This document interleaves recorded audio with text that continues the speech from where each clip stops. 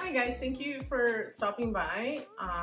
Welcome to Vesna TV Cooking. So for today's video, I am participating in a cookbook collab where we had to pick some cookbooks and make some recipes. So I'm making a dinner recipe, which I got from this 29 Minutes to Dinner, Volume 3. It's a Pampered Chef cookbook, and it's a really easy recipe to do. I'm actually doing the recipe that's on the cover, which is an easy beef stew and polenta. I'm not doing the polenta because we just prefer doing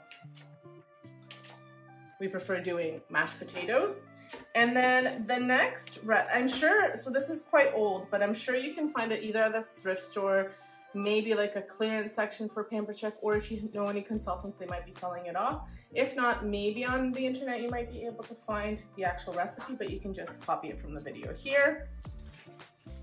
The next recipe that I'm doing is from this cookbook. It's actually in Slovak, so I'll have to write out the recipe for you guys. And it is from my town, and it's put together by a collection of women from the women's club in my town. So they put together this cookbook to raise money for their club. So I purchased one, and do not get offended, I am doing the cake for the lazy woman. That's what it's titled. I would have personally titled it maybe the cake for the busy woman to be a little bit less offensive, but it's kind of funny.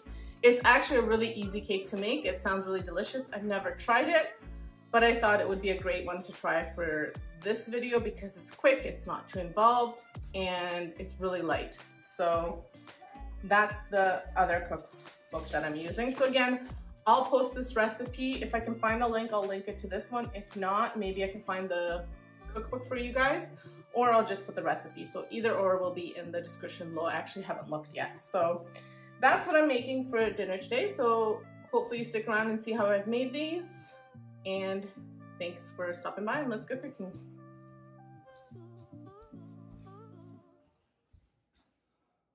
So this cookbook collab is hosted by Tamara from Southern Wife Everyday Life. So if you haven't checked out her channel, make sure you check it out.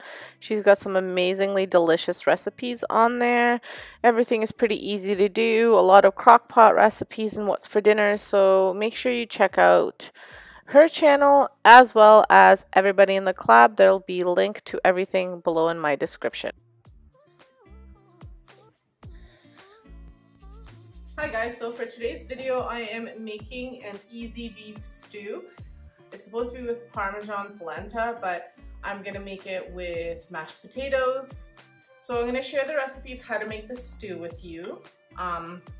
What you need is a tablespoon of olive oil, about 1 1/4 pounds or 575 grams of beef. Then you need half a teaspoon of salt and sugar. I also added some of my vegeta ingredient that I've shared with you before. It's just a vegetable seasoning. Then you need about 2 medium onions. So this is about a cup of chopped up onions. You need 2 cans or about 1 liter of beef broth. Now I'm doing about 1.5 liters of it, and I'll tell you why in a minute. Then you need 1/3 cup of flour. It calls for fresh rosemary and thyme. I did not have that, so I'm just using a 1/4 teaspoon of rosemary and 1/4 teaspoon of thyme. It's just dried. And then you need a cup of red wine. I'm not using red wine, so I'm just gonna be using this broth. It's just frozen broth that I had on hand, so I thawed it. And it's a beef broth. And then frozen peas and carrots, so I'm just using frozen peas. And then, like I said, instead of the polenta, I'm gonna do mashed potatoes. And for the potatoes, we're a family of 4, so I'll do 6 potatoes. I'll show you the size after, but they're not very big potatoes. And I always like to do just butter, and I have the Laughing Cow cheese, and I just add those 2 cheeses in there, a little bit of garlic powder and some salt, and I mix it all together, and then I might add a little bit of milk if it's too thick. But I'll show you the steps for that as well. So to start off with, you have to preheat your oil, and I'm just using this stone pot. So I'm gonna preheat oil, and then I'm gonna put the meat in here along with the salt and pepper, and mix everything really well in here, and then I'm gonna brown it on all sides for about 4 to 5 minutes.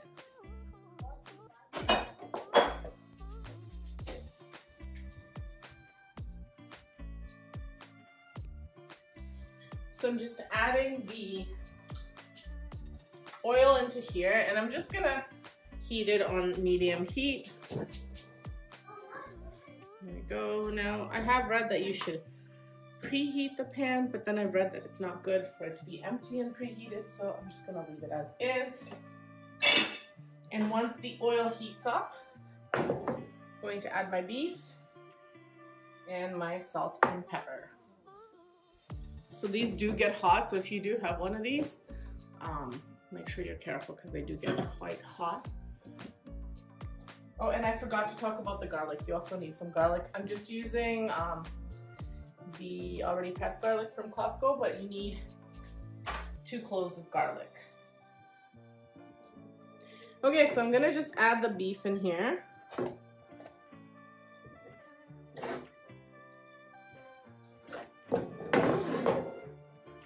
And the salt and pepper.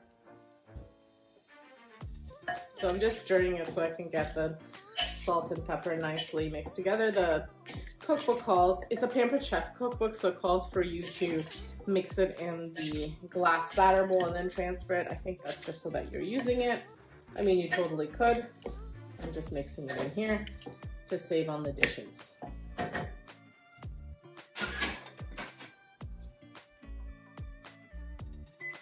Now I'll set my timer for 5 minutes.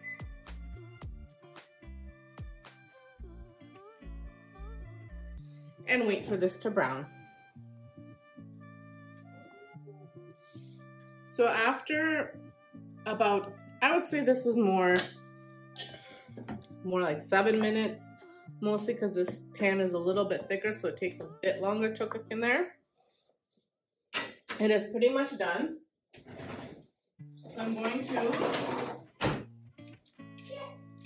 remove the meat and set it aside.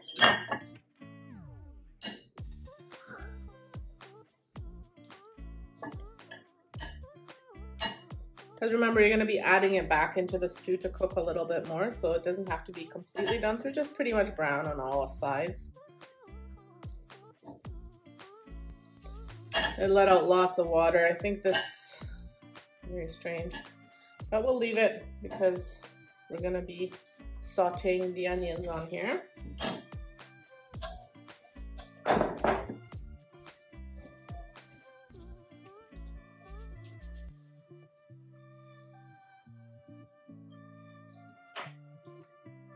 So we're adding the onions and the garlic in here.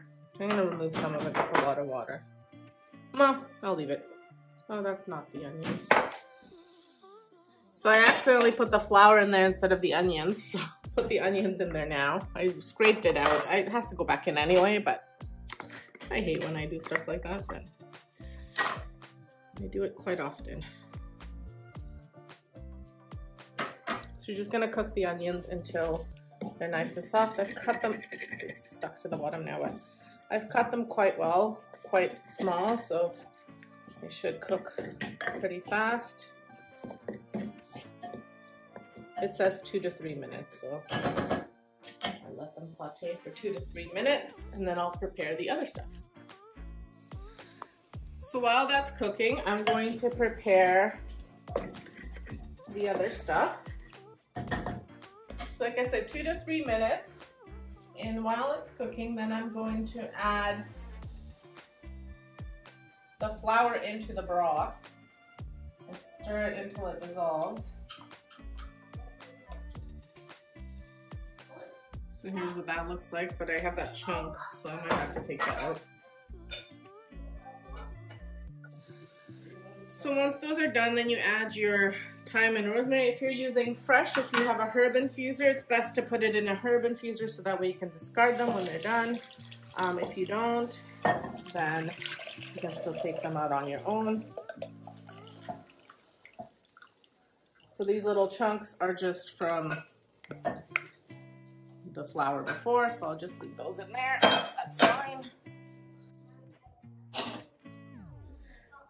So then you're gonna continue to stir it occasionally, and you're gonna let it simmer for about 10 minutes.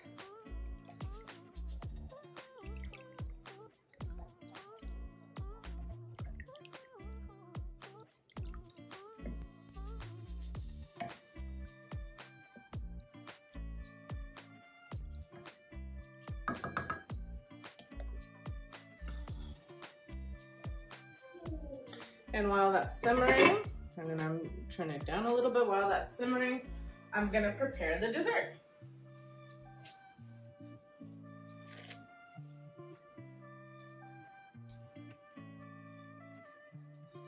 So once you've simmered this for about 10 minutes, you can see it's getting a little bit thicker, which is great. Then you're gonna add your peas and your beef. And it says to do another 5 minutes. I'm gonna do a little bit longer. And I'm just gonna lower the temperature because we're not quite ready to have dinner and I want it to be nice and warm. And the peas are still frozen because they're supposed to be frozen peas. So you're gonna stir it all together.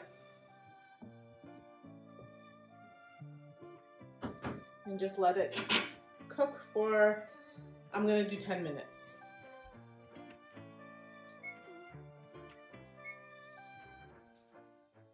So with the mashed potatoes, I boiled 5 potatoes. They were kind of medium-sized potatoes.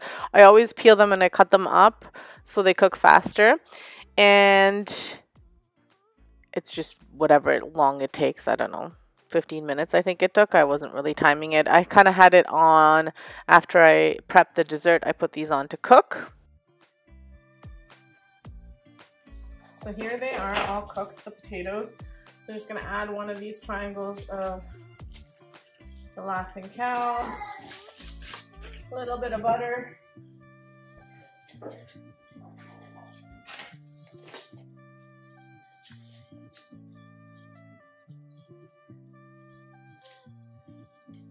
maybe like a 1/4 cup of butter, or even less actually, 2 tablespoons of butter. There. And then about 1/4 teaspoon of my vegeta. And then just like a sprinkling of garlic powder. And then I'm just gonna squeeze all this. And I'm actually gonna add just a little bit of milk in here too. There we go, and a little bit of milk. Just so that I can mash them a little bit better. Like I said, the recipe called for polenta, Parmesan polenta, but I didn't want to do that. I wanted to do this, so. And you could serve it with anything. There's these dumplings, these bread dumplings that I used to like to make as well. I just chose to go this way. So really anything you want.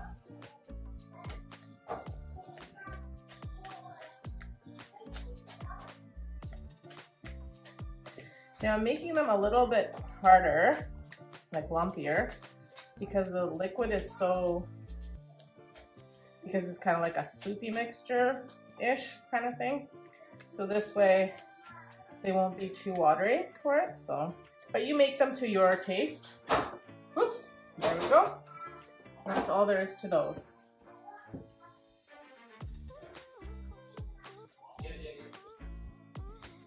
So here it is all finished. Really, really easy to make. I think the whole dinner, including the dessert, took me less than 45 minutes. And I thought that the stew would be a little bit thicker. It's not, but it still tasted really, really good. So hopefully you guys can try it. And if you do try it, let me know in the comments below. Okay, so for this cake, the cake of the lazy woman, it says that you need 400 grams of crumbled up tea biscuits. I'm doing half of that because I don't want a big cake. So these are the biscuits that I'm using. They're Maria tea biscuits. They basically taste like kind of like baby cookies. I got them in the international section in one of our local grocery stores. And what I did was I took the package, emptied it into this bag, and then I just banged it up to crumble them. And that was the easiest way, because this is a lazy cake supposedly, so that's all I'm doing there. Then you're going to need 6 bags of whipped cream, but like the powder whipped cream. So this I got from the European store again. I'm using 3 bags of it. You might find Dr. Oetker one, depending on where you are. I bought this at our, like I said, at our European store. So if not, I think Cool Whip is the same thing. So then you need some mineral water or club soda. So I just made it with my soda stream, just plain bubbly water. And you need 4 deciliters, so 400 milliliters of this. And then you need 100 grams of chocolate. I'm just using milk chocolate chips for that. And that's all there is to this cake. For the ingredients, so first we have to crumble the cookies, which we did. Then we have to do the whipped cream. So what I'm going to do is I'm going to pop it in my stand mixer and just have it do its thing. You're supposed to separate it, but I'm just going to do them all together because it's 3 bags. Not if it was like 4 bags, then I would do it, but it's 3 bags. So I'm just going to dump everything in there, and then I'll divide it on my own, and then I'll let you know what I do next. So I've put the bubbly water and the whipped cream in here together, or the Cool Whip, whatever you want to call it. Schlag is what it's called, what we call it. But I put that in there, and I'm going to mix it in my hand mixer. I mean my stand mixer. Well guys, as is usually my problem, I apparently didn't hit record. So what I did, here's the cake. What I did was I took half of the amount out of here and I just put it in a smaller bowl. Then I added 100 grams of milk chocolate chips. You can either shave them kind of like the way you would shred cheese, shred them like you would shred cheese, like thicker. I just left them whole. And then the other mixture, that's where you put the chocolate and the whipped cream. You put the cookie mixture at the bottom, you put this one at the top, and then you just shave, like thinly shave chocolate on it, and that's all there's to it. So I'm just using my chocolate chips, and I'm just shaving it all over. And like I said, if anything falls in, it's okay because you have those chocolate chunks in there anyway. If you have whole chocolate, you can use that too. You don't have to use the chips. I just had the chips on hand and I wanted to use them up. And that's all there's to it. You're gonna put it in the fridge for overnight or about 2 hours or whatnot, and it'll be ready to go. You could eat it now too. It'll just be a little bit more like a trifle than it would be a cake. And I picked this spring foam pan because I figure it would be nicely to scoop it here. It would be nicer to scoop, and I can close it off and fit it in the fridge nicely rather than something else. I was gonna use a pie plate, but I thought this was better. I didn't wanna, my pie plate is stone and I didn't wanna leave it in the fridge. So this is it. That's all there's to this cake, and it's all done.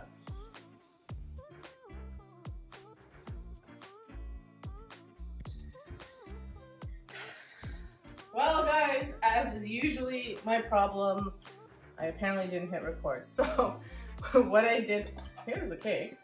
What I did was I took half of the amount out of here and I just put it in a smaller bowl. Then I added 100 grams of milk chocolate chips. You can either shave them kind of like the way you would shred cheese, shred them like you would shred cheese, like thicker. I just left them whole. And then the other mixture, that's where you put the chocolate and the whipped cream. You put the cookie mixture at the bottom, you put this one at the top, and then you just shave, like thinly shave chocolate on it, and that's all there's to it. So I'm just using my chocolate chips, and I'm just shaving it all over. And like I said, if anything falls in, it's okay because you have those chocolate chunks in there anyway. If you have whole chocolate, you can use that too. You don't have to use the chips. I just had the chips on hand and I wanted to use them up. And that's all there's to it. You're gonna put it in the fridge for overnight or about 2 hours or whatnot, and it'll be ready to go. You could eat it now too. It'll just be a little bit more like a trifle than it would be a cake. And I picked this spring foam pan because I figure it would be nicely to scoop it here. It would be nicer to scoop, and I can close it off and fit it in the fridge nicely rather than something else. I was gonna use a pie plate, but I thought this was better. I didn't wanna, my pie plate is stone and I didn't wanna leave it in the fridge. So this is it. That's all there's to this cake, and it's all done.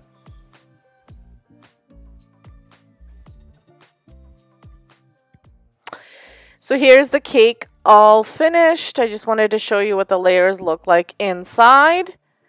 And I served it in just like a martini glass because it was kind of like a trifle. I did not wait overnight for it to thicken. But it was really, really delicious. Very light, not too heavy, and not too sweet. If you wanted it a bit sweeter, then I suggest that you maybe add a little bit of sugar into the whipped cream, maybe some icing sugar. The only thing that I might do different next time is I might actually, those chocolate chips, I might like grind them so that they're, like shred them kind of like I did the top one, so that they're really, really small. And then that way it'll bring out more of a chocolate flavor in there. But it turned out really good. Really happy with it. So make sure you check out everybody in this collab. There's going to be a whole bunch of dinner recipes and all sorts of different recipes actually. And make sure you check out the host. Everything will be linked in my description below. So thank you so much for stopping by. And I hope you try this recipe. If you do, let me know. Thank you so much. Have a great day and stay safe.